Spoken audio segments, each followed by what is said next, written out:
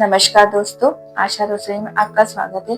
आज मैं आपके साथ शेयर करने वाली हूँ बेसन की चिक्की। तो मैं मेरे घर में बेसन की चिक्की कैसे बनाती हूँ आप लोगों के साथ भी शेयर करती हूँ। तो अभी राखी का त्योहार भी आ रहा है, तो सोचा कि आप लोगों के साथ भी मैं शेयर कर देती हूँ बेसन चिक्की की रेसिपी। तो चलिए रेसिपी तैयार करते हैं हम। तो बेसन चिक्की बनाने के लिए है ना, मैंने यहाँ पर लिया है मोटा वाला बेसन। आपको दिखाती हूँ मैं। तो मैंने यहाँ पर लिया है, ये थोड़ा सा मोटा वाला बेसन है। आप अगर चक्की पे अगर बोलोगे ना तो वो पीस कर मिलेगा, चक्की वाला बेसन, चक्की वाला। तो ये थोड़ा सा दरदरा फॉर्म में बेसन लिया है मैंने। तो ये मैं ले रही हूँ 2 कटोरी।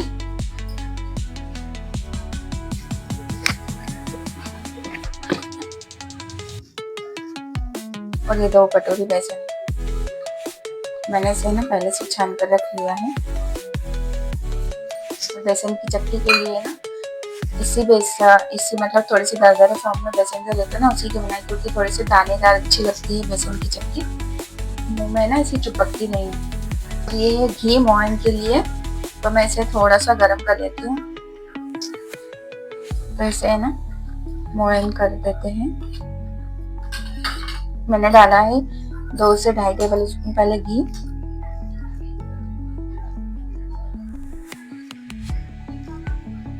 आप चाहे तो तेल का भी यूज कर सकते हैं, पर घी से अच्छा टेस्ट आता है इसका।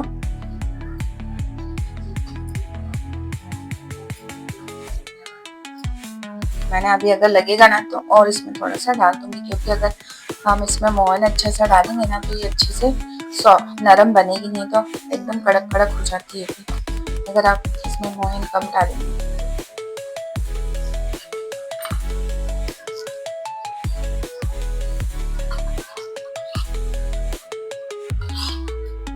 तो मैंने 2 टेबल स्पून और डाला इसमें।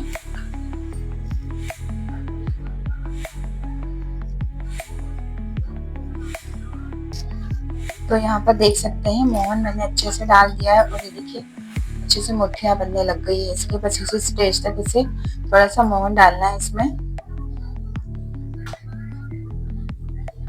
और हम 2 से टेबल स्पून इसमें डालने वाले हैं दूध।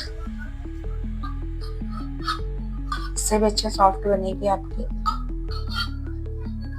बेसन की चिक्की। तो इसे ही हम अच्छे से मिक्स कर लेते हैं।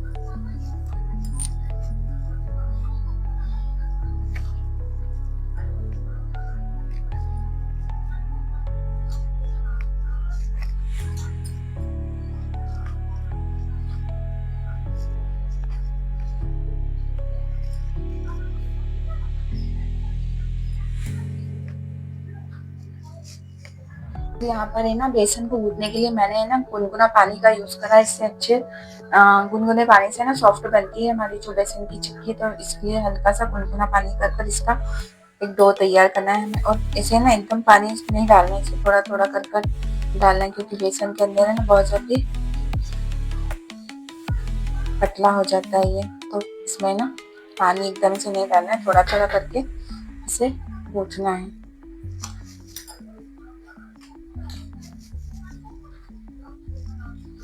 आप एकदम से डाल दोगे ना पानी तो बहुत ज्यादा पतला हो जाएगा ये।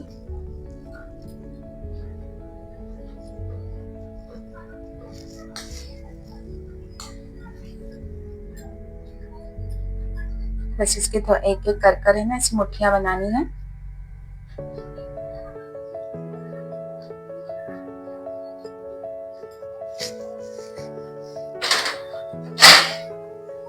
तो देख सकते हैं इसका बहुत ज्यादा भी टाइट नहीं करना है और बहुत ज्यादा सॉफ्ट भी नहीं करना है इसका आटा है। और बस इसी तरह हम इसे मुठ्ठियां बना लेंगे।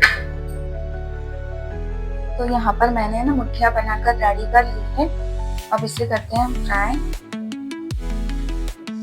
मैंने तो यहाँ पर मुठ्ठियां बनाई, आप चाहे तो इसकी पूड़ियाँ बनाकर भी कर सकते हैं। वो भी मतलब यही प्रोसेस तो यही रहती है सब कुछ। तो इसकी पूड़ियाँ भी बनाकर फिर इसे भी फ्राई कर बना सकते हैं आप इसे। मैं तो मतलब जैसे बनाती आ रही हूँ वैसे ऐसी मुठ्ठियाँ ही बनाकर बहुत सारे अलग अलग टाइप से बनाते हैं। तो आपको जैसा भी अच्छा लगे वैसा बना सकते हैं। तो इसको तलने के लिए ना मैं गैस के ऊपर रख देती हूँ घी वैसे तो घी में ही अच्छी लगती है, पर आप अगर तेल का भी यूज़ कर सकते हैं। तो यहाँ पर कढ़ाई में मैंने रख दिया घी गरम करने के लिए, और यहाँ पर घी मेरा गरम हो गया है। इसके अंदर मैंने वो मुठिया डाल दी है बेसन वाली, तो इसे अच्छे से हम गोल्डन क्रिस्पी होने तक फ्राई करेंगे। अभी डाली है मैंने, तो इसे बार बार नहीं हिलाना है। आपके पास अगर बड़ी कढ़ाई होना तो आप इसके में मतलब जितने भी आपके पास आ जाए क्वांटिटी में उतनी डाल सकते हैं एक बार में। तो बस इसे अच्छे से अल्टी पल्टी कर अच्छे से फ्राई करेंगे पहले।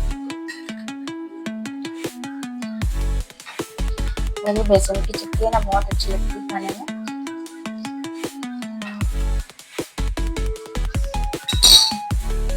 और इन्हें ना एकदम हाई फ्लेम की गैस पर नहीं फ्राई करना है, नहीं तो ये होगा क्या ना, अंदर से पकेगी नहीं, पर सिर्फ वो मतलब हार्ड हो जाएगी, मतलब पक जाएगी, लेकिन अंदर से जो है ना हमने बनाई ना मुठिया, वो अंदर से नहीं पकेगी। इसे गैस को मीडियम गैस पर ही इसे फ्राई कर, थोड़ा टाइम लगेगा पर ये अंदर से भी अच्छे से पक जाएगी ना, नहीं तो अंदर से ना कच्ची कच्ची रह जाती है। तो मुठिया हमारी फ्राई हो रही है, तब तक मैंने यहाँ पर पानी के अंदर थोड़ी सी केसर के धागे भिगो कर रख दिए हैं, और यहाँ पर लिए मैंने 4 से 5 हरी वाली इलायची, और ये है जायफल, इससे बहुत अच्छा टेस्ट भी आता है। तो इसे मैं इलायची को छीलकर और इसका पेस्ट बनाकर रख लेती हूँ। इलायची का फ्लेवर बहुत अच्छा आता है इसमें। तो यहाँ पर देख सकते हैं मुठिया हमारी हल्के से गोल्डन होने लग गई। अब इसकी ना साइड एक बार चेंज कर देते हैं, बस थोड़ी सी देर में होने ही वाली। मीडियम गैस पर रखी है ना, तो अच्छे से अंदर तक भी पकेगी, नहीं तो अंदर अंदर ना कच्ची रह जाती, इसलिए थोड़ा टाइम लगेगा, पर इस अंदर से भी अच्छे से पक जाएगी। तो यहाँ पर देख सकते हैं अच्छे से क्रिस्पी हो गई है। बस इसे स्टेज पर निकाल लेते हैं। देख सकते हैं कितने अच्छे से कलर आ गया है इसका।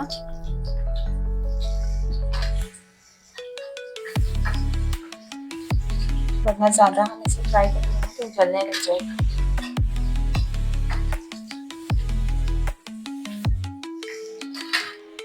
और जो बची वाली है ना, इसे डाल देते हैं।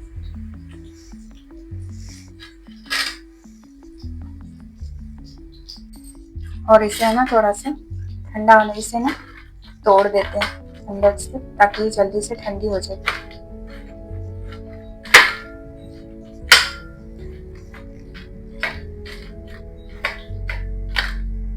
बस इसे 5 मिनट के लिए ऐसे ही छोड़ देते हैं।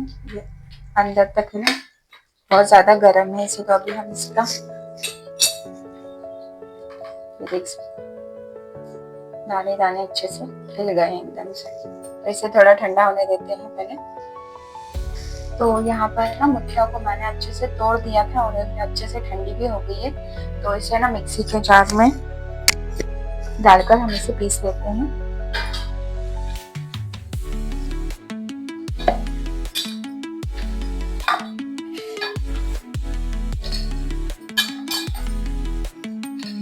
आधा आधा करके थोड़ा।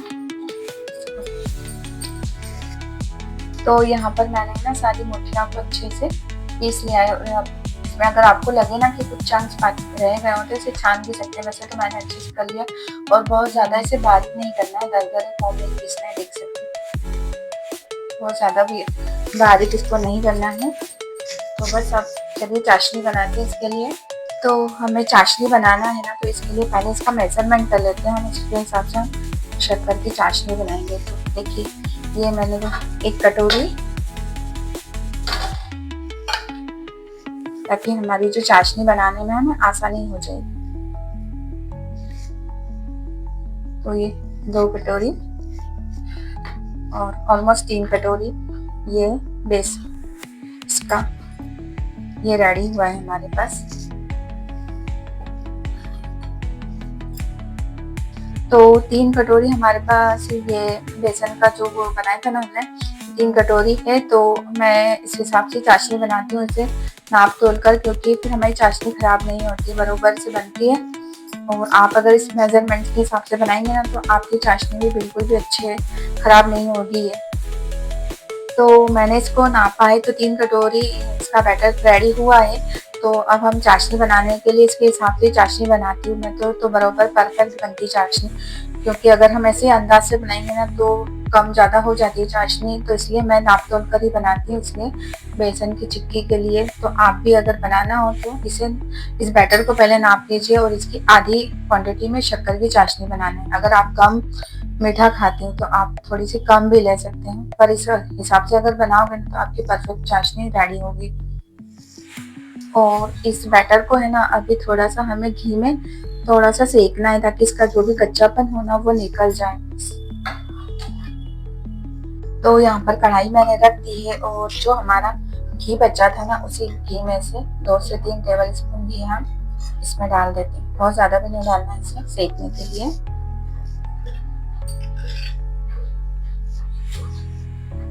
और घी हमारा वैसे ही गर्म ही है तो ये इसी में डाल देते हैं बैटर।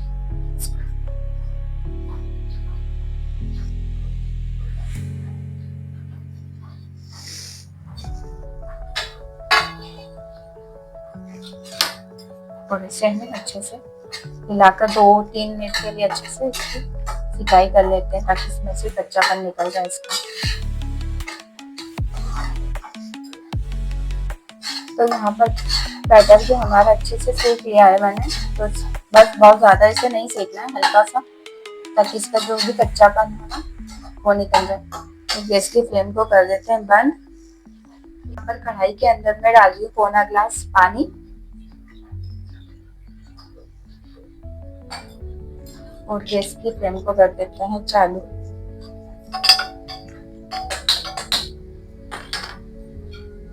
और जिस कटोरी से हमने हमारे जो बैटर नापा था ना उसी कटोरी से हम डाल देते हैं 1.5 कटोरी शक्कर। देख सकते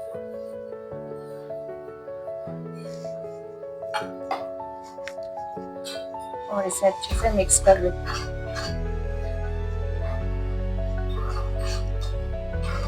बस हम थोड़ी सी चाशनी को अच्छे से पकने देते हैं। हमें 3 तार की चाशनी चाहिए, तो एक बार हम चाशनी को चेक कर लेते हैं।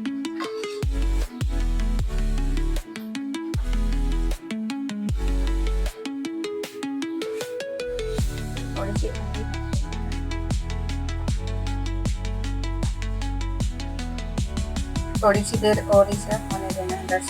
बहुत ज्यादा अगर इसे कर रहे हैं ना तो हमारी जो बेसन की चक्की है ना वो एकदम ज्यादा कड़क बन जाएगी, इसलिए बहुत ज्यादा इसे हार्ड नहीं बनाना है। देख सकते हैं।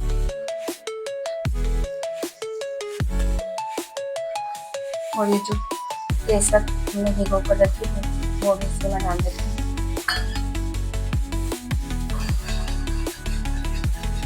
तो बस 2 से 3 मिनट में हमारी चाशनी बनकर रेडी हो जाएगी। और ये जो इलायची और इसका जो पाउडर बनाया था हमने, ये जो बेसन का बैटर हमने बनाया ना वो इसी में डाल देते हैं मिक्स करके। तो यहाँ पर चाशनी भी मेरी बनकर रेडी हो गई है, देख सकते हैं अच्छे से। देखिए तार बनना दिख रहा है। तो बस बहुत ज्यादा इसे गाढ़ी नहीं करना है तो जो हमारी बेसन चक्की है ना वो हार्ड बनेगी। और थाली पर है ना थोड़ा सा लगा देते हैं घी ताकि ये चिपकेगी नहीं और आसानी से निकल जाएगी।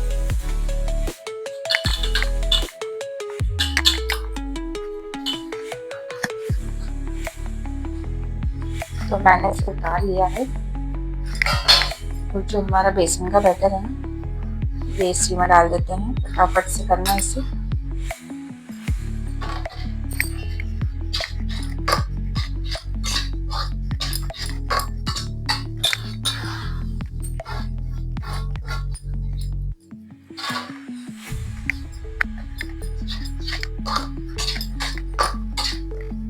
और अच्छे से इसे मिक्स कर देते हैं। तो देख सकते हैं थिक होने लग गई है।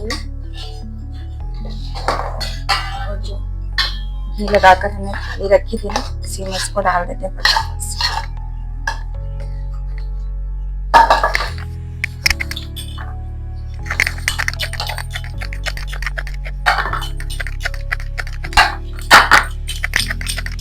तो इसे फटाफट से करना है, वरना है ना ये एकदम गाढ़ी हो जाएगी ना, जब जमेगी नहीं। तो इस तरह सेट करके रख देते हैं इसे। कभी तो ठंडियों का समय है तो जल्दी से हो भी जाएगी, गर्मियों में थोड़ा सा टाइम लगता है इसे।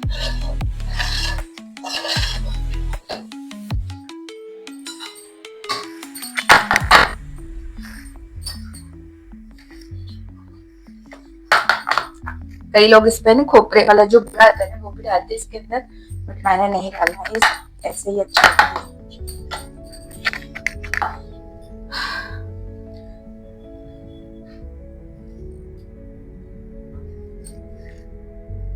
तो यहाँ पर मैंने तो इसे अच्छे से जमा दिया। अब इसे सेट होने देते हैं 2 से 3 घंटे तक। तो यहाँ पर चिक्की को मैंने सेट होने के लिए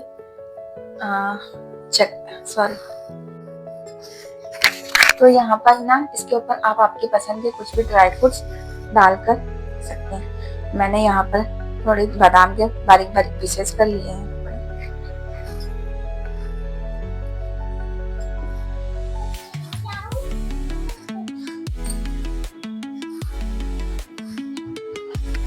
और इसे है ना फैला देते हैं अच्छे से सब दूर। आप आपकी पसंद के जो भी आपको पसंद हो वो ड्राई फ्रूट्स डाल सकते हैं इसको। तो बस इसे सेट होने देते हैं। तो यहाँ पर मैं इसमें अब लगा देती हूँ कट, क्योंकि बहुत ज़्यादा अगर हार्ड इसे कर देंगे ना तो ये जब हम काटेंगे ना तो ये अच्छे से नहीं कटेगी और टुकड़े टुकड़े हो जाएंगे इसके। इसलिए जब थोड़ा सा गीला हो ना तभी आप इसमें कट लगाइए बस।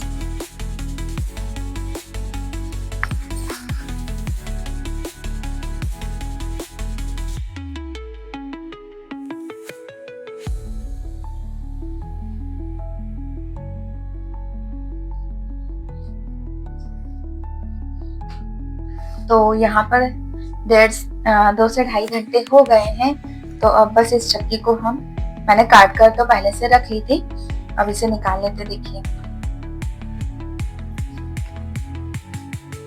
बहुत ज्यादा अगर इसे नहीं तो है ना ये हार्ड होने लग जाएगी। तो देख सकते हैं पूरी दानेदार एकदम चक्की बनकर रेडी हो गई है। पूरी आसानी से निकल भी गई, अच्छे से सेट हो गई है।